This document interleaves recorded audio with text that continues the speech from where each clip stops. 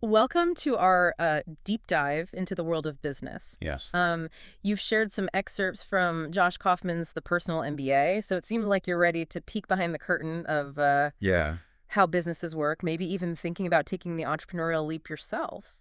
indeed. And what's interesting is that Kaufman isn't just lecturing from an ivory tower. He's drawing on his experiences from working at a Fortune 50 company like Procter& Gamble Right. to launching his own ventures. Okay. It makes for a very grounded, practical take on business education. Right off the bat, Kaufman seems to be shaking things up. He tackles this idea of Yes. the MBA myth. What's his take on the necessity of a traditional MBA for Yeah. success? He's pretty bold in stating that MBAs are often overpriced and disconnected from what businesses actually need. Hmm. He even compares the cost to library late fees, suggesting you could learn the same things for a fraction of the cost through self-education. That's a provocative statement, but does he just throw that out there, or does he offer some substance to back it up? He definitely has the experience to back it up.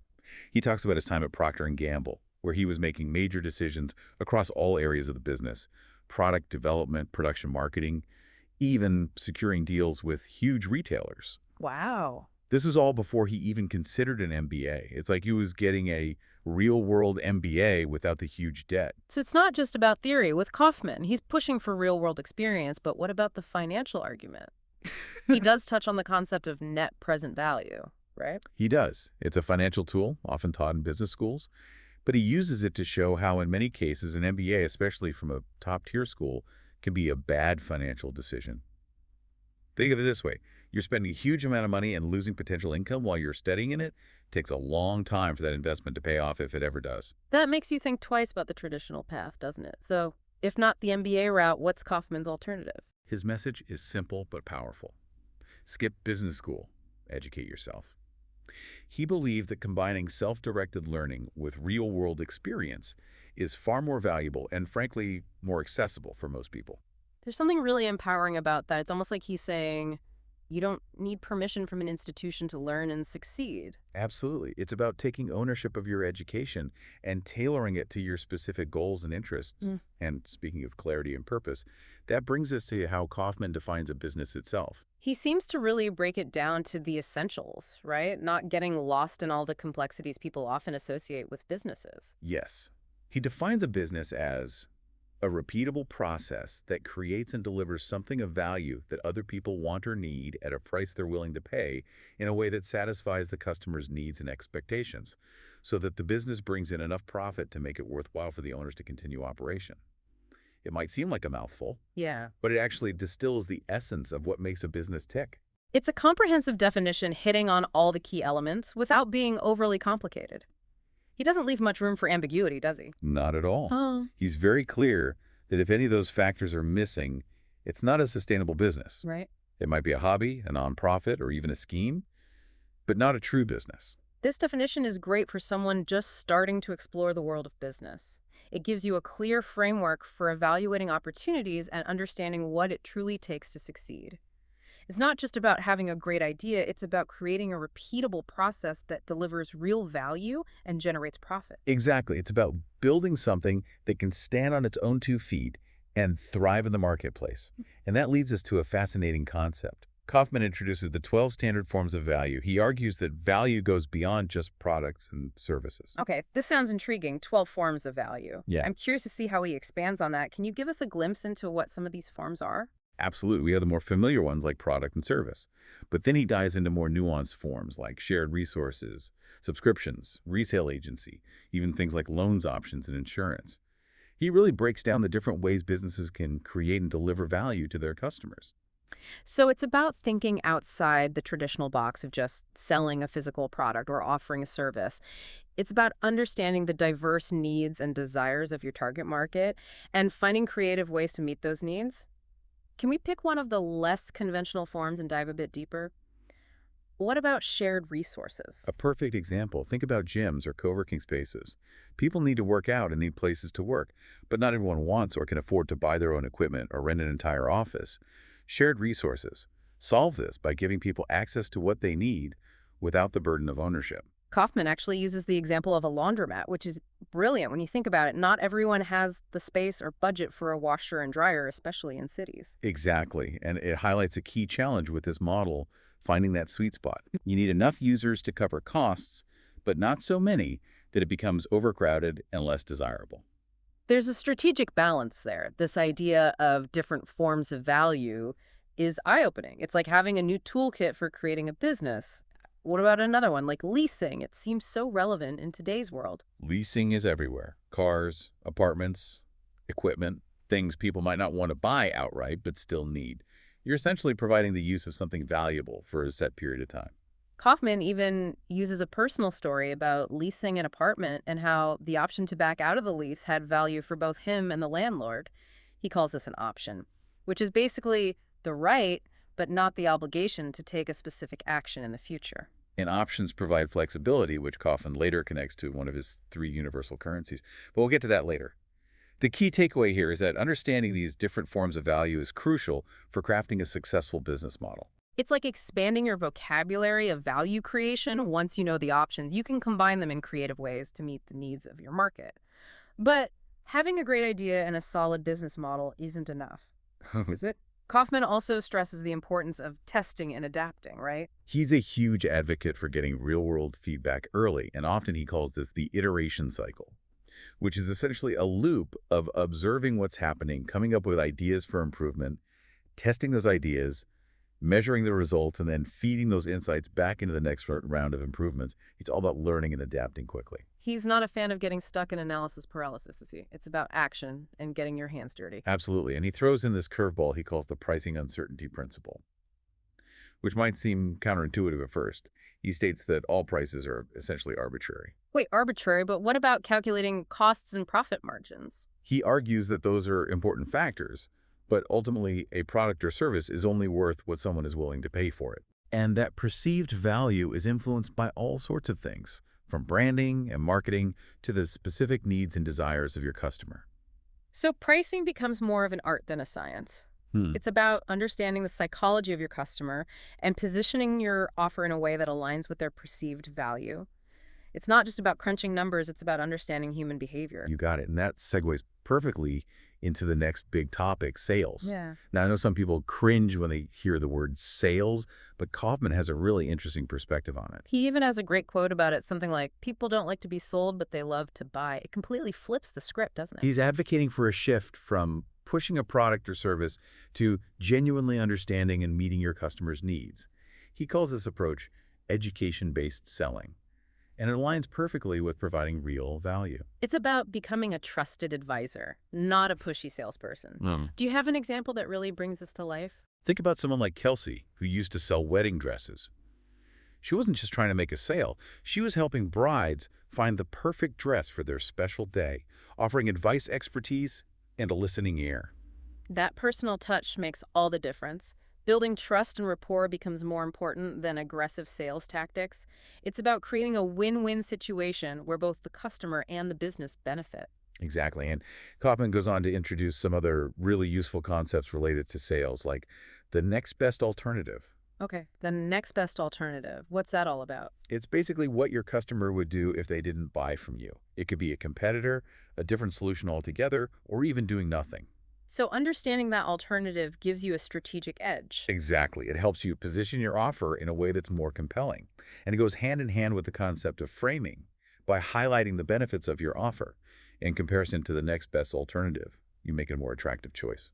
It's like presenting a clear and compelling argument for why your solution is the best option. He also mentions something called the three universal currencies: resources, time, and flexibility, and how they play into negotiation. We can delve deeper into those when we discuss negotiation in detail. But for now, let's shift gears and explore one of Kaufman's core principles: systems thinking. Systems thinking. Okay, I'm ready to get systematic. How does Kaufman approach this concept? He encourages us to view businesses as systems, not just a collection of individual parts. It's about understanding how those parts connect and influence each other, and how optimizing the entire system leads to greater efficiency and effectiveness. He uses an analogy of a value stream, right? Can you elaborate on that a bit? Imagine a river flowing from its source to the ocean. The value stream is like that river representing the entire set of steps involved in creating and delivering value to your customer, from the initial idea to the final product or service.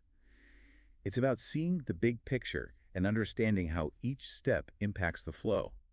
And one of those powerful examples he uses is the Toyota Production System, or TPS, by analyzing and continually improving their value stream.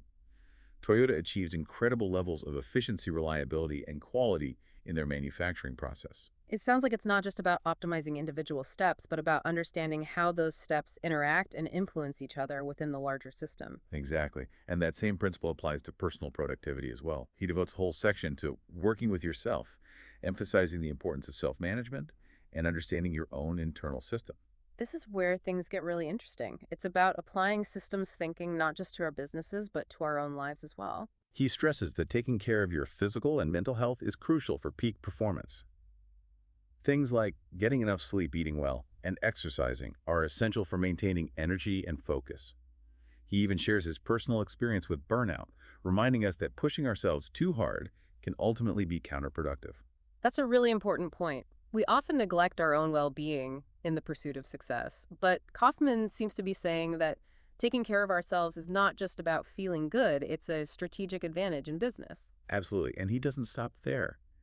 He offers some really practical productivity tips, like the concept of monoidealism, focusing on one task at a time without distractions. He also emphasizes identifying your most important tasks, or MITs, each day and tackling those first. It's about prioritizing what truly matters and avoiding getting bogged down in busy work.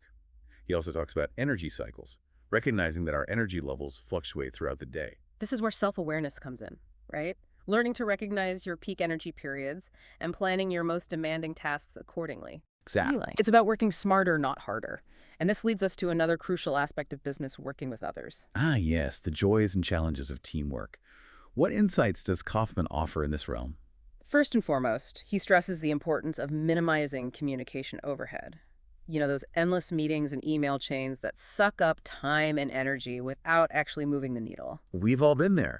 So how do we escape that vortex of unproductive communication? He suggests using a strategy called commander's intent, which is all about clearly communicating the overarching goal or desired outcome of a project without getting bogged down in micromanaging every detail. It empowers team members to make decisions and take action without constantly seeking approval. It's about fostering autonomy and trust within your team, allowing individuals to contribute their unique skills and perspectives. But what about situations where responsibility becomes unclear and people start to think, oh, someone else will take care of that? That's a classic case of bystander apathy. And Kaufman provides strategies for addressing this as well. He suggests assigning clear ownership and deadlines for tasks to avoid that diffusion of responsibility. It's about creating a culture of accountability where everyone knows what's expected of them. Exactly, and building a strong team culture is paramount. He talks about clanning, which is our natural tendency to form groups and identify with those who share our values and beliefs. So leaders and managers can leverage this inherent human tendency to create a more cohesive and productive team environment. Precisely. It's about fostering a sense of belonging and shared purpose. And that brings us to the end of part one of our deep dive into the personal MBA. We've covered a lot of ground, from debunking the MBA myth to understanding different forms of value testing, business ideas, and the power of systems thinking. We've even dipped our toes into the fascinating world of personal productivity and the dynamics of teamwork. It's been a whirlwind tour, but it's clear that Kaufman's approach is all about practicality, adaptability, and maybe even a little bit of rebelliousness. I'm really looking forward to uncovering more of his insights in part two. In part two, we'll delve into the human side of business, exploring topics like psychology, decision-making, managing your energy and motivation, and the importance of embracing uncertainty. Stay tuned. Sounds good. Yeah. All right. Well, thanks for joining us for part one, and we'll talk to you in part two. That's good. Welcome back to our deep dive into the personal MBA.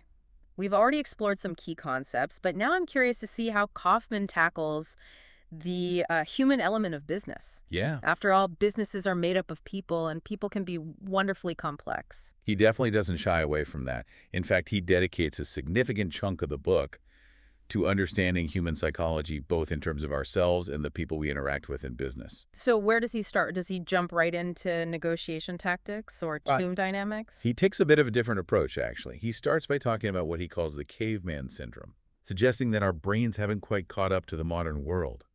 We're still wired to react as if we're living in caves, constantly on the lookout for predators and scarce resources. That's fascinating. So you're saying that even though we're not facing life or death situations in a boardroom, our brains are still reacting as if we are.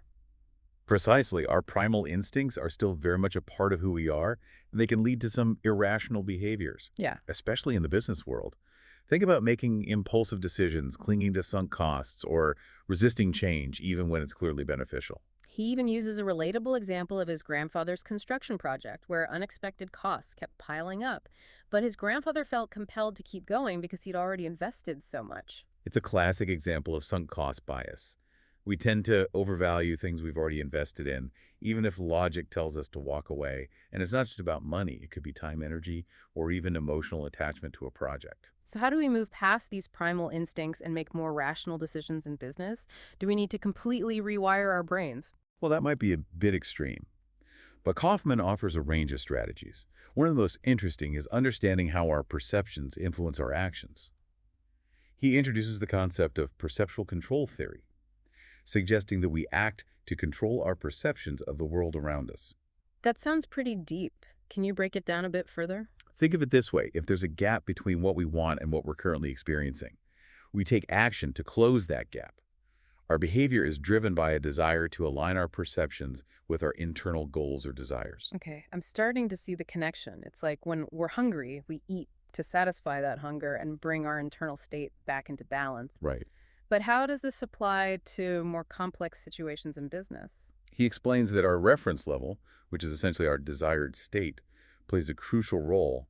If our perceptions fall below this reference level, we feel discomfort and take action to correct it. For example, if our business isn't performing as well as we'd like, we might work longer hours, try new marketing strategies, or cut costs to try to bring things back into alignment. So our actions are a reflection of our internal goals and the gap between those goals and our current reality. But what if we're stuck in a negative cycle, constantly trying to achieve a goal that's just out of reach? Does he offer a way to break free from that pattern? He calls it reorganization. Yeah. It's about consciously setting new goals and expectations, essentially recalibrating our internal compass to guide our actions toward a new desired state. So it's not about denying our desires or ignoring our perceptions, but about consciously choosing the goals we want to pursue. And that requires a level of self-awareness, doesn't it? Absolutely. It's about understanding what truly matters to us, what motivates us, and what we're willing to invest our time and energy into.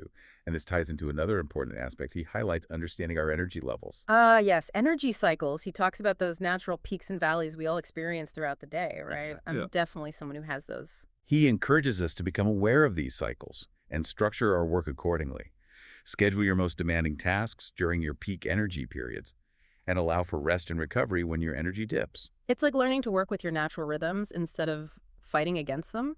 He also shares his own experience with burnout, right? He does, and Yeah. it emphasizes the importance of taking care of ourselves, both physically and mentally, getting enough sleep, eating healthy foods, exercising regularly. These aren't just good life advice. They're essential for peak performance in business. Right. It's about seeing our well-being as a strategic advantage. I love that he weaves in this holistic perspective. He's not just focusing on profits and productivity. Yeah. He's talking about the importance of sustainability and well-being. But let's be realistic, we all face time constraints and competing priorities. Does he offer any practical tips for actually getting things done? He does remember monoidealism. Yeah. It's about focusing on one task at a time, minimizing distractions and multitasking. It seems simple, Yeah. but it's so easy to get pulled in multiple directions. That resonates with me. I'm definitely guilty of trying to juggle too many things at once. And he also emphasizes the importance of identifying our most important tasks or MITs each day, right? Exactly. It's about prioritizing those 2 or 3 crucial tasks that'll have the biggest impact and tackling those first. It helps us avoid getting lost in the weeds and feeling overwhelmed by a never-ending to-do list. It's about strategic focus, making sure we're spending our energy on the things that truly matter. He also talks about the importance of setting clear goals, and I think this is where a lot of people struggle. He goes beyond just setting goals, though. He suggests breaking them down into their underlying states of being. Okay, states of being. Can you elaborate on that a bit? Instead of focusing on a vague goal like being successful, he suggests defining success in terms of specific feelings or experiences. For example, what does success actually look and feel like to you? Maybe it's feeling financially secure, having meaningful work, or spending quality time with loved ones. So it's about getting to the heart of what truly motivates us, those deeper desires that drive our actions. By clarifying what those states of being actually look and feel like, we create more tangible and motivating goals. I love that he's pushing us to go beyond those surface level aspirations and really connect with what matters most. But business isn't just about personal growth, is it? It's about interacting with others, working as a team, and navigating the complexities of human relationships.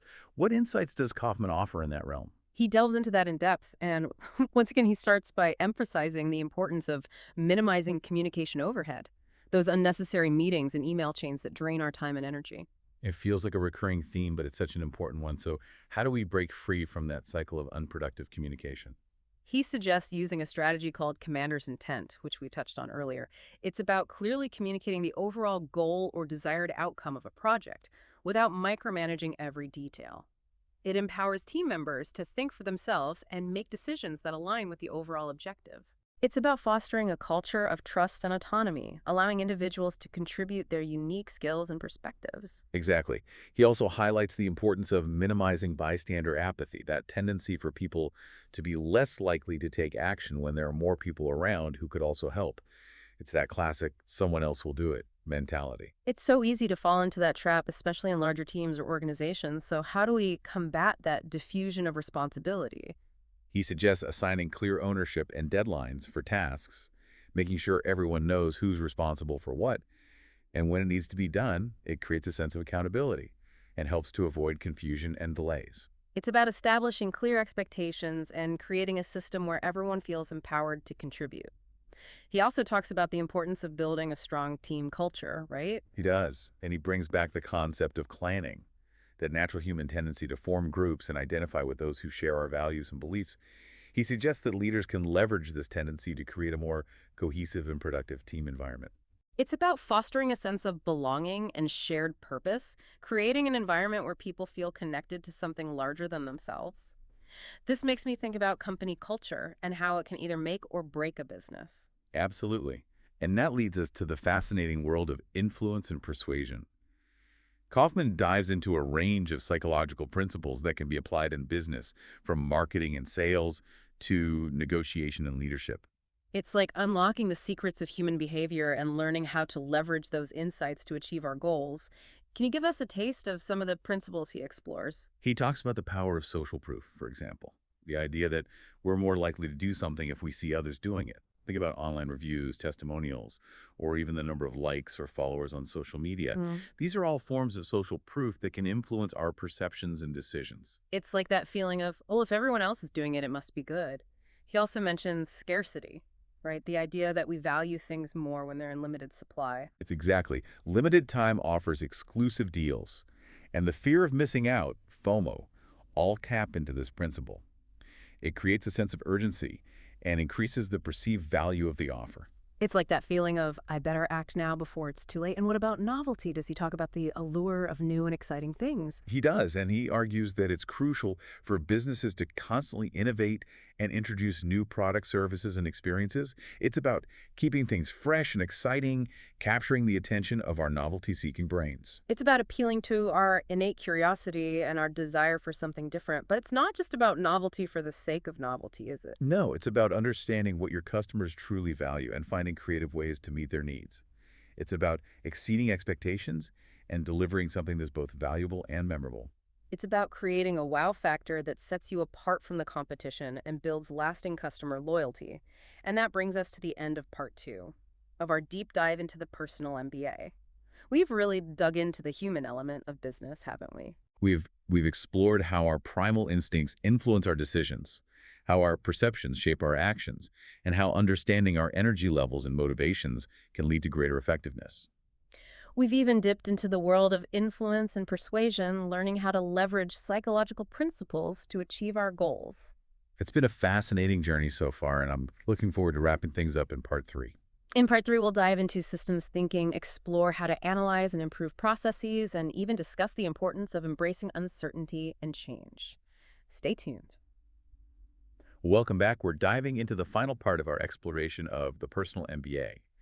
We've covered a lot of ground from personal productivity to the psychology of sales. Yeah. Now, I'm really intrigued to see how Kaufman tackles the concept of systems thinking. Systems thinking is where things really start to click. It's about seeing the bigger picture and understanding how all the pieces of a business fit together. So it's not just about optimizing individual tasks or departments. It's about seeing how those elements interact within the larger system. Exactly. And Kaufman starts by introducing Gall's law, which states that complex systems that work Okay. evolve from simpler systems that worked. That's a really interesting concept. So you're saying we can't just design a complex system from scratch and expect it to work perfectly. Right. We need to start simple, test, iterate, and gradually build complexity over time. Precisely. And he goes on to break down any system into its core components, flows, stocks constraints, and feedback loops. Okay, let's unpack those a bit. What exactly is a flow in a system? Think of it like the flow of water through pipes or traffic on a highway. It's the movement of resources or information through the system. So it's the dynamic element that keeps things moving. And what about a stock? A stock is like a reservoir where resources or information are stored or accumulated. Think of a warehouse full of inventory or a database of customer information. It's the static element of the system. Then we have constraints. Those are the bottlenecks that limit the flow, right? It's exactly. Kaufman emphasizes the importance of identifying and addressing those constraints. He uses the example of an assembly line where the slowest step can hold up the entire production process. It's about finding and fixing those weak links to optimize the system. He actually references another book, The Goal by Eliyahu Goldratt, which delves deeper into the concept of constraints. So it's like a recommended reading list within the Personal MBA. You could say that Goldratt's theory of constraints offers a really valuable framework for analyzing and improving systems. And what about feedback loops? Those sound crucial for any system, whether it's a business or even our own bodies. There are feedback loops are mechanisms that allow systems to self-regulate and adapt. Think of a thermostat that adjusts the temperature based on feedback from the room. Or even how customer feedback can inform product development and improve the customer experience. Exactly. Feedback loops are all about maintaining balance and ensuring that systems stay on course to achieve their goals. Kaufman stresses paying attention to feedback and making adjustments as needed. So we've got the basic building blocks of systems, but how do we actually go about analyzing and improving them in a practical way?